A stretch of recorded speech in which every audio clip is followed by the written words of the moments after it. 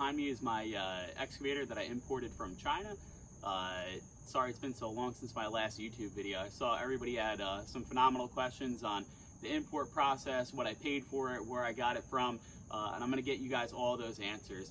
Unfortunately today, I'm really strapped for time with the sun going down soon, so I have to work on these backyard projects. So I'm going to dig out a little pad right now for where I'm going to put these pavers for a little landing on the stairs.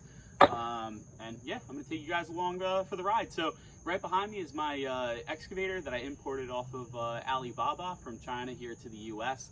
I'm going to go over all of the hidden fees, what it's like to work with a Chinese supplier, getting things shipped sea freight. This bad boy fell off of the dock at the loading facility. Just a lot of craziness mixed in with it, so I'll definitely give you guys some insight on what that looks like. I did buy a few of them. I bought them for resale, and I kept this one right behind me for home use while I work on my backyard projects. So we'll show you guys how it works.